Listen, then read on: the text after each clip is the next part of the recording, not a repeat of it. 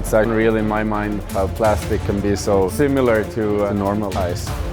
One of the best experiences that I've ever had away from the ice, which was epic. It's such an easy tool to put anywhere.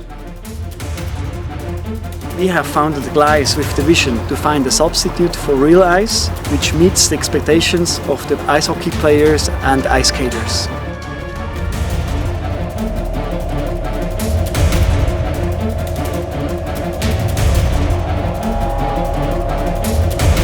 In terms of the edge control, how it felt, it was incredible. It was almost effortless, which was something that I hadn't really experienced on synthetic.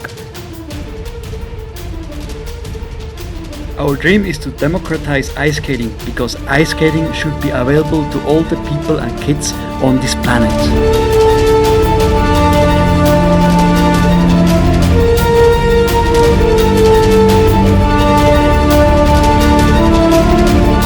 The tight turns, you don't slip away, open up your hips and all that stuff, it works on it, so it's pretty good.